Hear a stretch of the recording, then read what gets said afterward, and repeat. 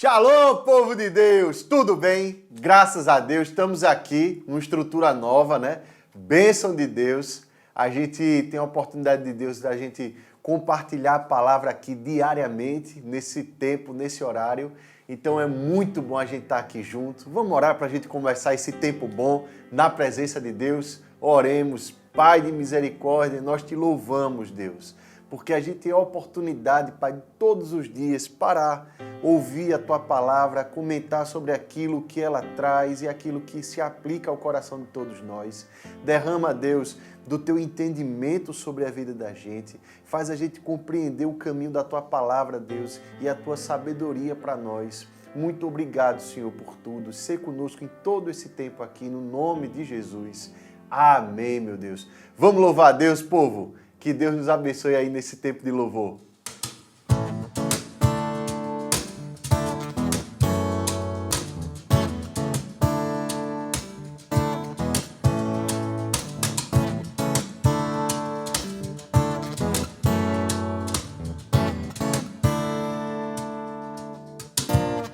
Sobre toda a terra tu és o rei, sobre as montanhas e o pôr do sol. Uma coisa só, meu desejo é: vem reinar de novo em mim, reina em mim com teu poder. Sobre a escuridão, sobre os sonhos meus, tu és o Senhor de tudo que sou. Vem reinar em mim, Senhor.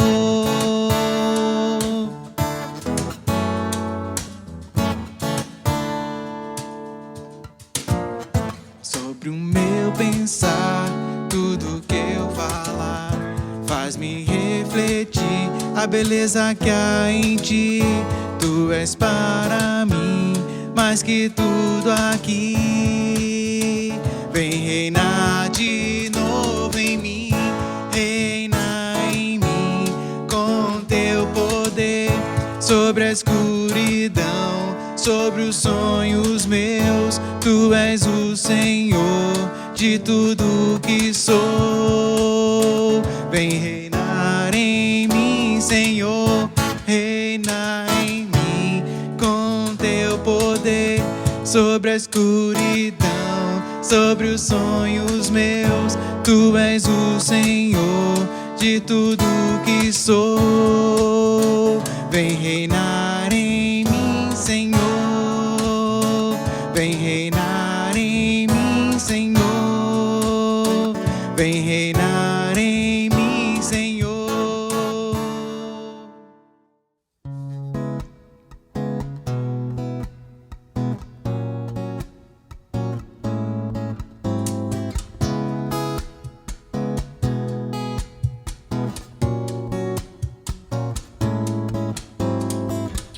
As coisas aqui do mundo não servem pra nossa carreira. Todas se perdem, se vão com o vento e nos fazem perder muito tempo.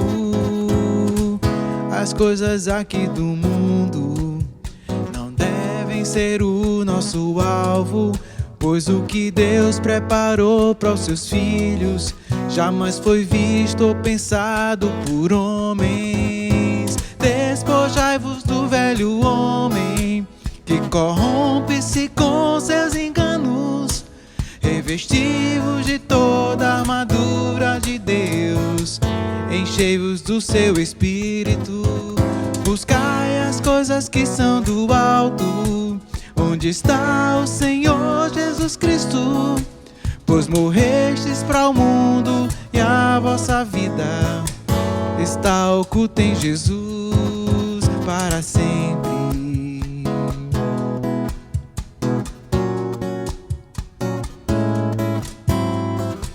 Não ameis o que há no mundo, a cobiça, a soberba da vida, pois muito em breve este mundo irá se findar. Só os que estão em Deus vão permanecer.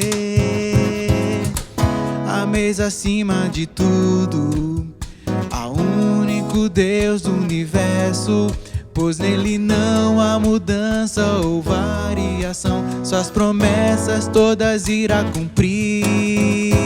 Despojai-vos do velho homem, que corrompe-se com seus enganos, revesti-vos de toda a armadura de Deus, enchei-vos do seu Espírito, buscai as coisas que são do alto, onde está o Senhor Jesus Cristo, pois morrestes para o mundo e a vossa vida está oculta em Jesus para sempre.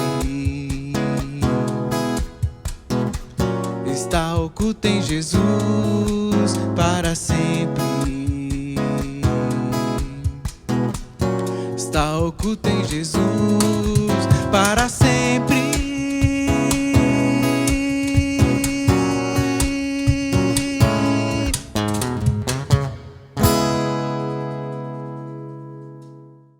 Povo, depois desse tempo tão bom de louvor ao nosso Deus, vamos à meditação da nossa palavra.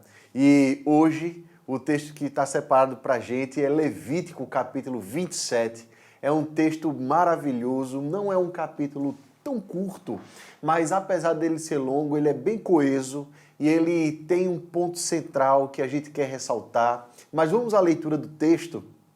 E à medida que a gente for lendo, a gente vai explicando algum aspecto que seja necessário e assim a gente no final faz as aplicações necessárias. Levítico capítulo 27 diz assim: Disse mais o Senhor a Moisés: Fala aos filhos de Israel e dize-lhes: Quando alguém fizer voto com respeito a pessoas, estas serão do Senhor, segundo a tua avaliação. Se o objetivo da tua avaliação for homem de idade de 20 anos até 60, será a tua avaliação de 50 ciclos de prata ou shekels, como tem lá no original, segundo o ciclo do santuário. Porém, se for mulher, a tua avaliação será de 30 ciclos. Se a idade for de 5 anos até 20, a tua avaliação do homem será de 20 ciclos e da mulher de 10 ciclos. Se a idade for de 1 mês até 5 anos, a tua avaliação do homem será de 5 ciclos de prata e a tua avaliação pela mulher será de 3 ciclos de prata.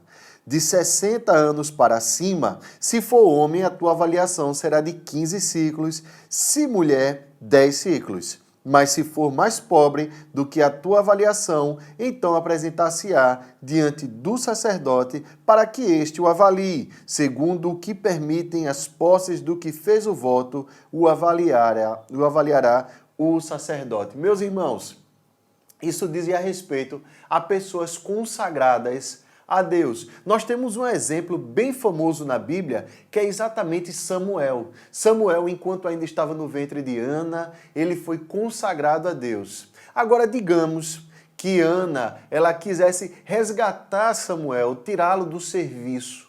Então, de acordo com a idade dele, seria estipulado um preço do resgate desse ciclo. O que é que nós vemos aqui de pronto nesse capítulo? O Senhor, Ele é o dono, Ele é o soberano sobre todas as coisas. E, meus irmãos, algo que a gente precisa enfatizar.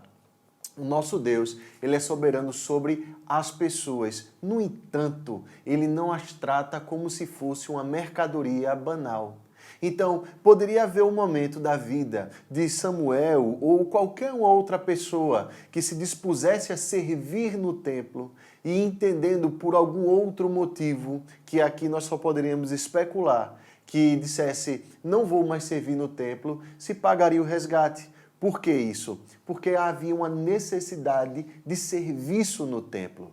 E por que diante do homem e da mulher os preços eram diferentes? Pela natureza do serviço. Então os homens fariam um serviço mais pesado, as mulheres não. Então a distinção é só por isso. Mas o fundo disso tudo aqui é esse Deus que Ele dá ao ser humano essa liberdade de você ir e vir, mas respeitando o que acontecia no templo.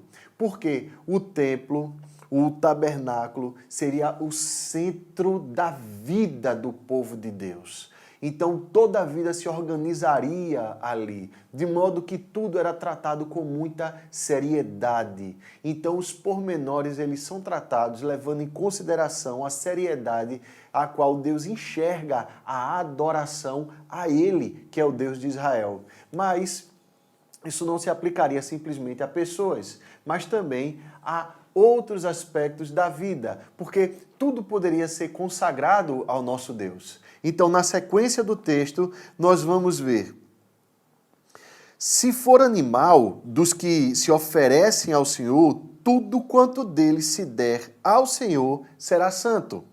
Não o mudará, nem o trocará, bom por mal ou mal por bom. Porém, se de algum modo se trocar animal por animal, um e outro serão santos.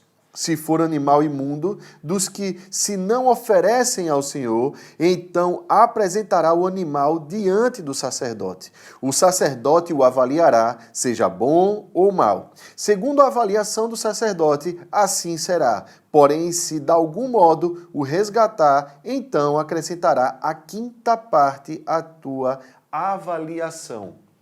Então, meus irmãos, a gente vê que a pessoa, ela, todos os anos, oferecia um animal. O animal que fosse a mais, que ela quisesse oferecer no serviço a Deus, essa pessoa ela poderia fazer, mas ela não poderia trocar aquele animal, que seria a oferta anual, pelo pecado, por um animal de qualidade inferior.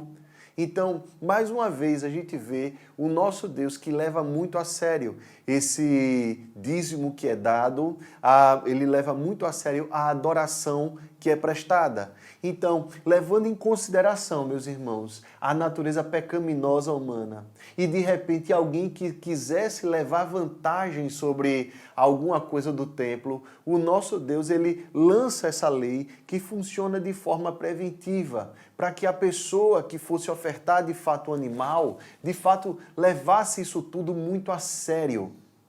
E que não fizesse disso uma espécie de comércio banal, onde a pessoa poderia, ao longo do ano, trocar um animal pelo outro. Esse daqui está melhor, leva para o templo. Esse daqui está pior, tira do templo. Ou, enfim, a pessoa fizesse como do templo aquilo como se fosse o quintal da casa dela. Então, o nosso Deus leva isso tudo muito a sério. Digamos que essa pessoa, por algum motivo, ela quisesse resgatar aquele animal que foi ofertado. Então, a gente leu no último versículo dessa perícope, aqui no versículo 13, que se assim o fosse, a pessoa deveria oferecer a quinta parte, ou se você quiser trocar numa linguagem mais usual nossa, 20% do valor daquele animal. Deveria ficar no templo, não é? Para a pessoa poder resgatar aquele animal. Tá certo? Então, isso também existe uma razão de ser nisso tudo. Enquanto o animal estivesse no templo para ser resgatado, ele estava vivo. E ele estava sob cuidado dos sacerdotes. Os pastores seriam os sacerdotes, que deveriam levar a pasto, dar alguma espécie de grão, servir água, tratar das doenças. Isso tudo seria para a manutenção do bom serviço no templo. Então nós vemos que o nosso Deus, ele zela demais pelo bom andamento da sua adoração, desde aquilo que acontece como fim e, digamos assim, a liturgia propriamente dita da adoração, até os bastidores da adoração, vamos dizer assim, o almoxarifado da adoração. Tudo isso deveria estar corretamente organizado e administrado para que não houvesse nenhum tipo de dano no momento da adoração. Mas vamos continuar no texto. Quando alguém dedicar a sua casa para ser santa ao Senhor, o sacerdote a avaliará, seja boa ou seja má.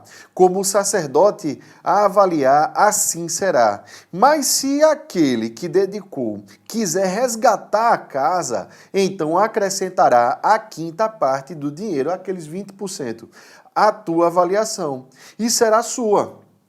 Da mesma forma, meus irmãos, que acontecia com pessoas, com animais, a casa da pessoa. Você percebe, meu irmão, aquilo que Deus está falando aqui de forma muito séria?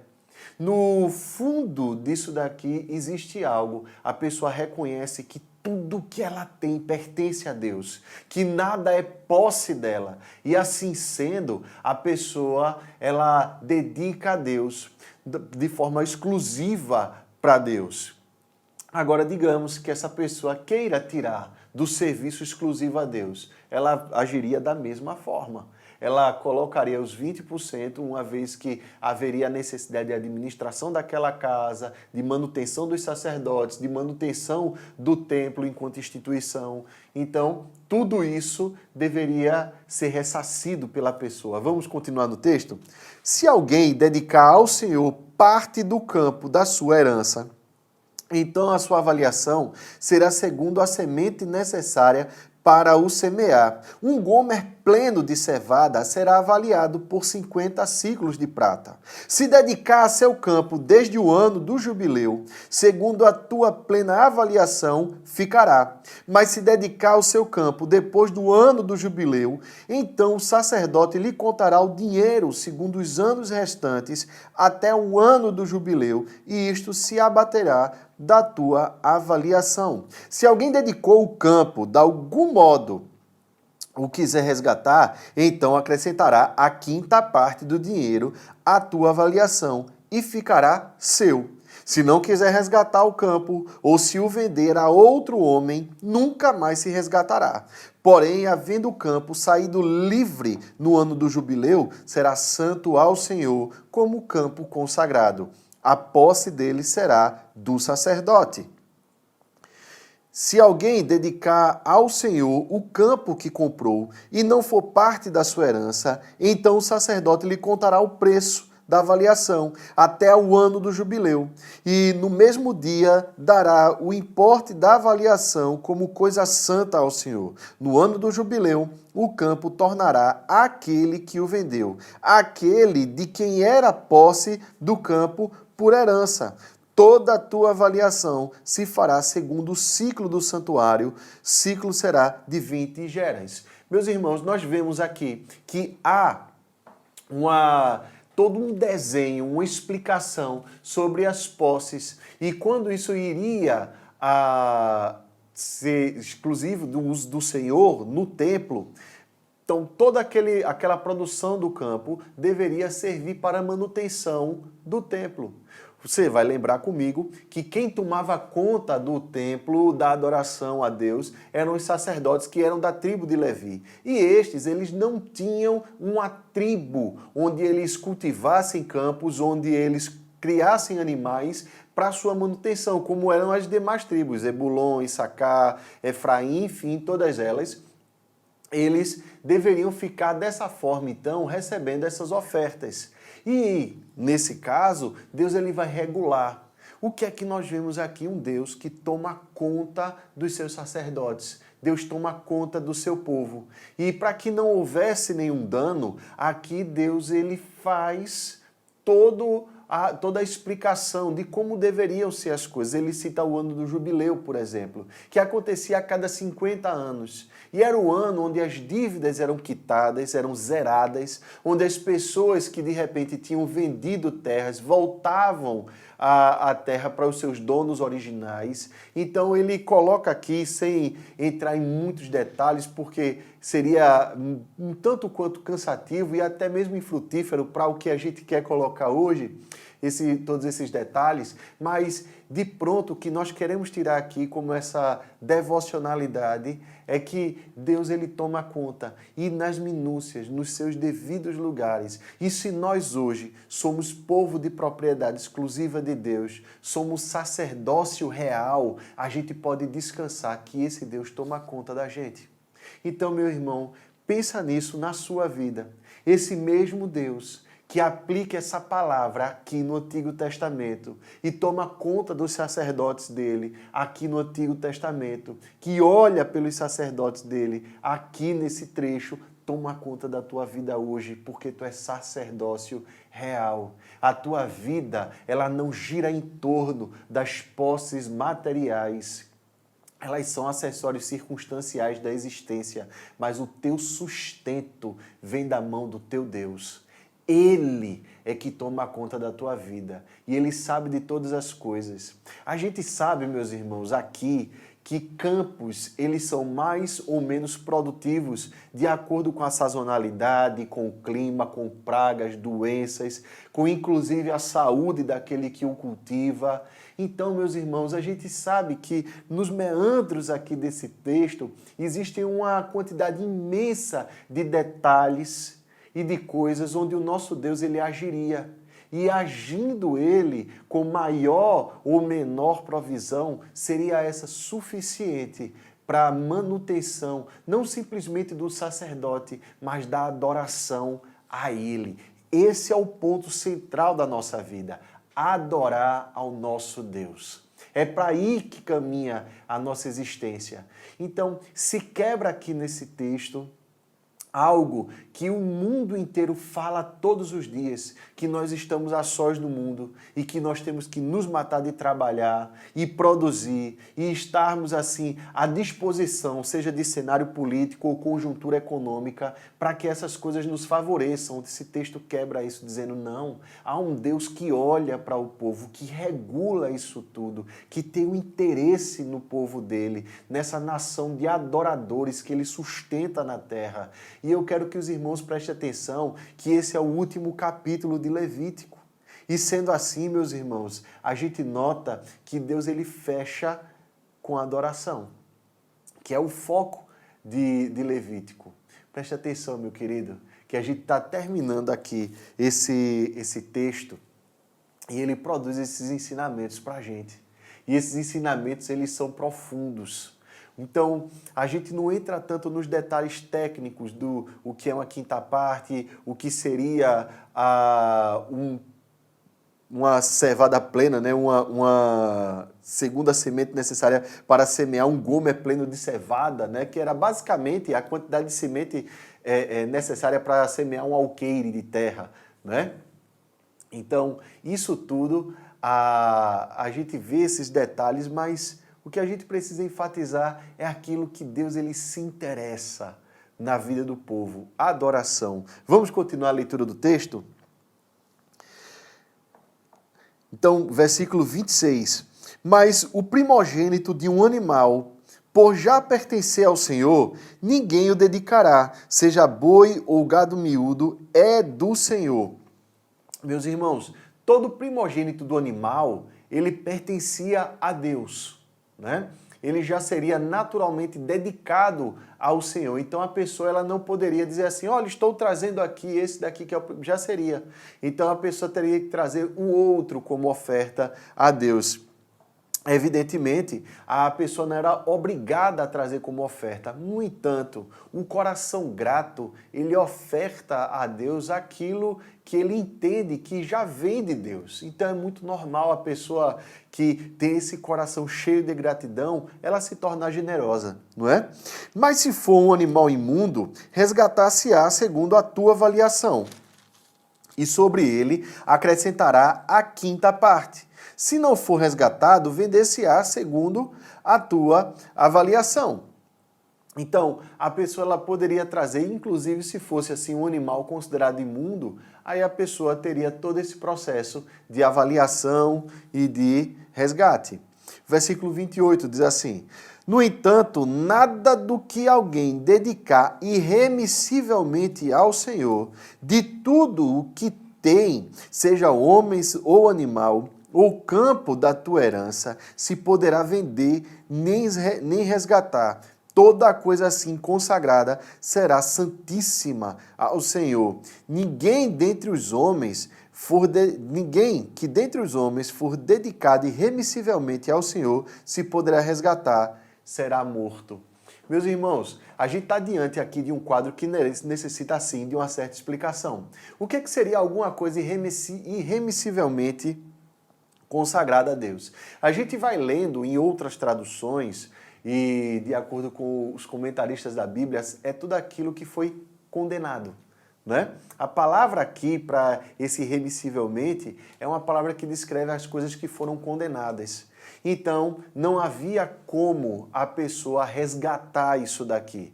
Inclusive, podia ser uma pessoa, né? Então, de repente, alguém aqui poderia usar um joguete, digamos assim, um artifício jurídico e dizer assim, olha, ele foi condenado, mas agora nós vamos consagrar ele a Deus e vai ficar tudo bem. E depois pagar o resgate.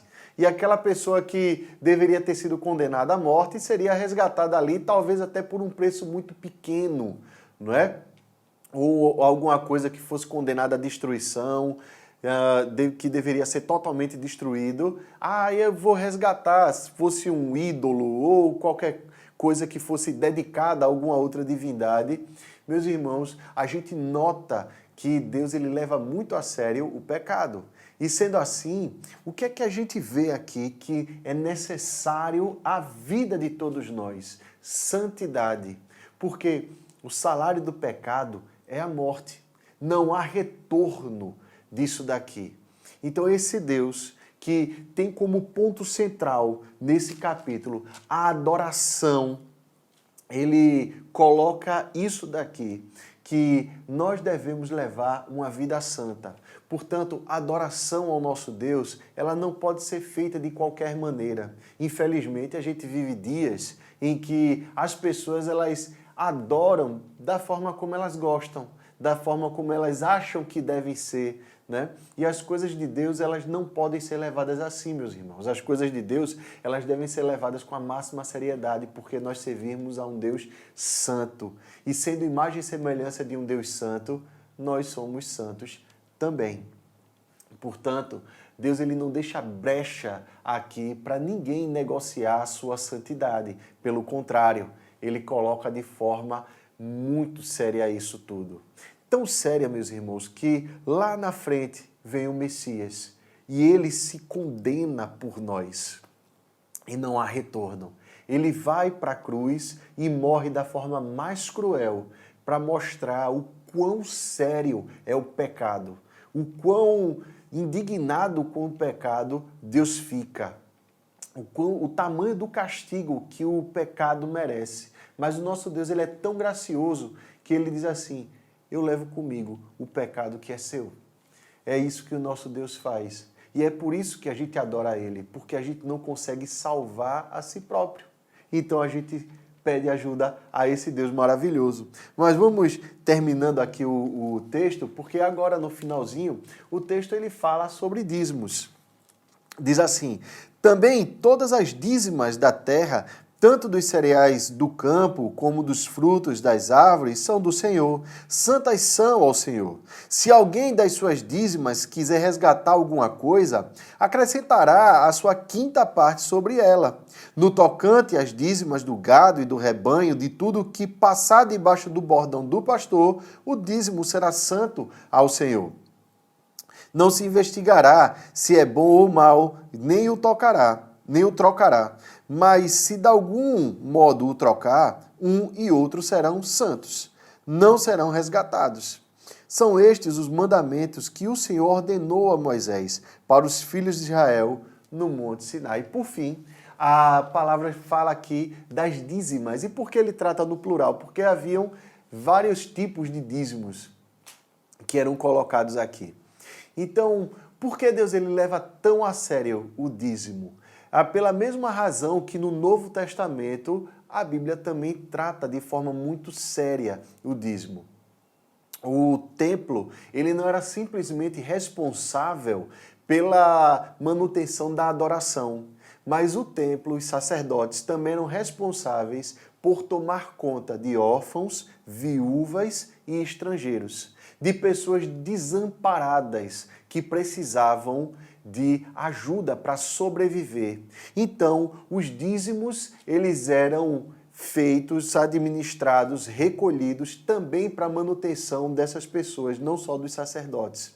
Então, imagina um tempo em que a mortalidade era muito alta, que a expectativa de vida era muito curta, então não haviam poucas viúvas ou órfãos. Imagina um tempo em que as guerras elas devastavam territórios e que as pessoas fugindo da guerra se refugiavam em Israel. Então, entende que Israel era esse oásis para todos os povos, para aqueles que eram empobrecidos. Israel deveria funcionar como sendo esse que redime pessoas, redime histórias, que assume responsabilidades, que faz a vida das pessoas diferentes. E para isso era necessário recurso, não é? E esse recurso deveria vir do povo de Deus. Então, o ato de entregar o dízimo não é simplesmente uma declaração pessoal de temor a Deus, mas de amor ao próximo. Sobre a igreja no Novo Testamento, funcionava a mesma responsabilidade. A igreja, ela deveria ser responsável por amparar o órfão, a viúva e o estrangeiro. Então, continuou no Novo Testamento essa responsabilidade sobre o povo de Deus, de tomar conta, de redimir histórias, de ser esse povo que toma conta daqueles que o resto da sociedade ignora. São pessoas descartáveis, mas que do ponto de vista bíblico não são. Então presta atenção, meu querido irmão, porque há algo que a gente precisa ressaltar aqui. O nosso Deus, ele tem um olho todo especial entre aqueles que são mais excluídos da sociedade. A Igreja de Cristo hoje, ela carrega consigo a mesma responsabilidade. E nessa fidelidade à palavra, a Igreja também demanda que cada membro, que cada pessoa também seja responsável nesse sentido, se responsabilize. Então, ao trazer o seu dízimo à casa de Deus, nós não estamos simplesmente cuidando da manutenção de ministérios, do templo enquanto espaço físico, mas nós estamos olhando para obras missionárias das mais diversas, para hospitais e para uma série de coisas que nós também ajudamos. É assim que deve ser a Igreja de Cristo. É assim que deve funcionar o povo de Deus. Então, ao trazer o dízimo, nós não estamos simplesmente fazendo um ato de tomar lá da cá com Deus. Não é uma barganha, pelo contrário, é uma declaração pessoal de consciência do nosso papel nesse mundo. Nós somos, em primeiro lugar, adoradores e nós zelamos pela adoração. Nós somos também o povo que toma conta daqueles que a sociedade descartou. Então nós assumimos essa responsabilidade, nós cuidamos daqueles que são os menos favorecidos. São essas pessoas às quais o dízimo, a administração dele se destina. A manutenção da adoração e a manutenção daqueles que são mais pobres. Então, o livro de Levítico, ele termina não simplesmente trazendo um conjunto de regras para manutenção social, mas pelo contrário, ele faz aqui um verdadeiro apelo, dizendo, olha, presta atenção, porque a nossa vida com Deus, ela deve ser levada com muita responsabilidade, que não há brecha, espaço para nenhum tipo de jeitinho que se queira dar, mas, pelo contrário, nós devemos ser zelosos, porque no final das contas o que está aqui de fundo é um Deus soberano que sabe de todas as coisas, que toma conta de todas as coisas e que confia a nós uma parte daquilo que Ele criou para que a gente administre e a gente caminhe para a administração boa do templo, da adoração e daqueles que têm menos. Amém, meus irmãos? Então, que Deus nos abençoe ricamente. A gente vai louvar o nosso Deus mais uma vez, pedir a esse Deus que receba a nossa adoração e depois a gente ora ao nosso Deus. Amém, povo? Deus abençoe muito, viu? Como descrever, como explicar o amor que vai de leste a oeste e nunca mais vai terminar. Tu me conheces bem, sabes quem eu sou. Não há como me esconder de ti, sempre sabes onde estou. É de coração tudo que eu disser, um hino de louvor a Jesus de Nazaré. Se as palavras não mostrarem como é grande a minha gratidão, mesmo assim, Senhor, recebe o meu louvor, é de coração. Se eu fizer chover palavras de louvor, ainda assim será tão pouco frente a esse amor. Por isso escute o pulsar do meu coração. És o caminho, a vida e a verdade, te dou minha gratidão. É de coração tudo que eu disser, num hino de louvor a Jesus de Nazaré.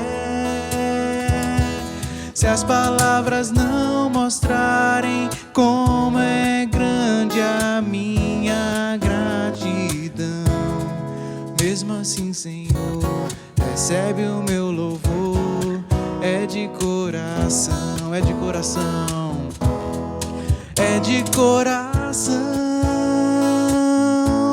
tudo que eu disser, num hino de louvor a Jesus de Nazaré. Se as palavras não mostrarem como é grande a minha gratidão, mesmo assim, Senhor, recebe o meu louvor, é de coração. Mesmo assim, Senhor, recebe o meu louvor, é de coração. Vamos orar, povo de Deus. Santo Deus, maravilhoso Senhor das nossas vidas, dá a nós essa sabedoria, Pai, para a gente não simplesmente viver de forma mecânica a Tua adoração domingo após domingo, mas ao olhar durante a semana aquilo que o Senhor nos tem dado como bênção, a casa que vivemos, a provisão que o Senhor dá, a família que o Senhor nos deu, que o Senhor nos encaminhe, Deus, para que todas essas pessoas, tudo que nós temos, seja para a honra e para a glória do Teu nome, seja para Te adorar, Pai. E que o lar de cada um de nós, Senhor, seja lar de adoração, de guarida, Pai, para aqueles que têm menos. E que o Senhor nos inspire, Pai, a dedicar a Ti, Deus, tudo aquilo, Pai, que é Teu, Deus, como dízimo. E que o Senhor nos faça fiéis, porque sem a Tua mão a gente nem isso consegue.